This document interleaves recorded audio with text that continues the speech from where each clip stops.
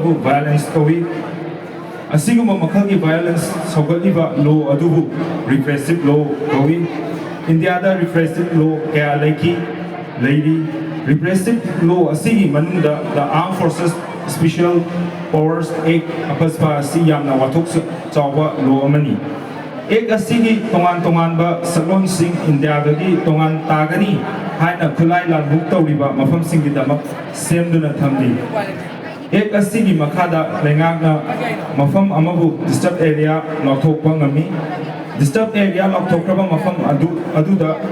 Lani Tazan Luan, Lengakna Pam Liba, Law and Order, Nampuda Janahanba, Janahanaba Holi. Kulai Bible Lani, Tazin Luna, Ahinba Por, Itokuna, Lebak Napa, Matamda, Violence Makal Kya, Tori. Violence Makal Karapan Badargadi, Hatpa, Otpa Neiba, Lana Fazinba, Nafuda, Hamlanba, Akitu Zumhanba, Sodomi. Chathok Jasinda, Athingba Thamba, Lam Kopchinba, Poche Manganba, Tahanba, Asina Chingba Asini.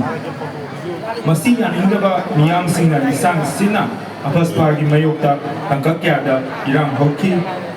Apaspagi Horofam di, British Toilang, Lengakna, Janahan Kiva, the Armed Forces Special Force Ordinance 1942 Haiba Asini. Ordinance Asi, British Indiagi, Nintambaki Iho, Namthanaba, Janahan Ki. Ordinance asina British military force ki Captain Amasung Manaba cha gi naval natraga Air Force officer sing the special force piki Makoina makha taba personal sing the Cheron iduna lo thukai bani haina khanba mioi natraga chingnaba mioi hatpa fawba yabagi ayaba kitokpa namu farba mioi ama yariba makai Tontadaba matamda Kwakeithel nakpa police station amagi officer in charge aduda sinagadabani Act asigi makhada mathok tawriba personnel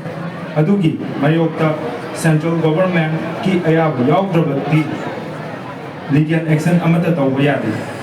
asi India gi 1947 matunda sengalakpa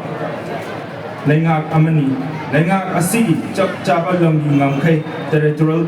integrity amasung tanggu leitaba punsiron ama chetpa oidri lenga asida yauzarwe haiba lenga asigi senjau lalolicha capitalist lenga semilon political economy asi pamde haiba lenga klo ki thoram policy program harat yaninge haiba tongan wakhalon amasung pandam da yumfam oiba lahau amasung Miyam Iho Lisang Sinan Legapli Masi Kuding Namthadnaba Honabada militarization, repressive law, Amasung, state violence, Lieutenant Therapy. Asigumba Tangu Laitadaba, Asupa Puwadi, Kivam Asida, Lengaktagi Tongan Tage Haiba, Matai Langi Tulai Lamho, Namthanaba Amasung, Lamdamasigi International Geomilitary Strategy. Pandang amagi makada la muthajalapa asibu logi maglog pinaba apaspa janaraki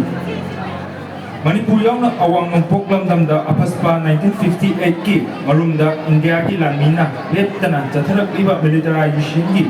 yuzadaba hawong amadi miyon ine asi yaningde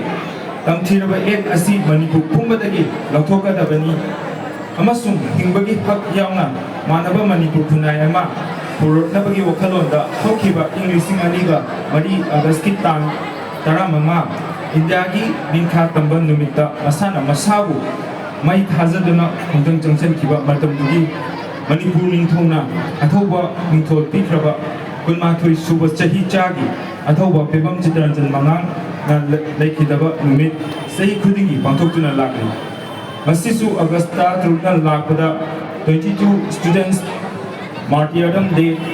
English 2026 Kunithoi suba Athouba Maheiroisinggi Numit English ani kuntaru pangthokhre Athouba asi matamdugi MSF Bisenpur District Committee gi advisor ona thabak thoram tobirami amadi United Clubs Organization Bisenpur District Committee UCOBIT ki assistant organization and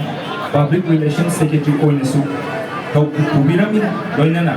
MSF and Desam, Bisnumber District Committee on the Coordinator and Advisor in charge on the Thabak Tokhiram.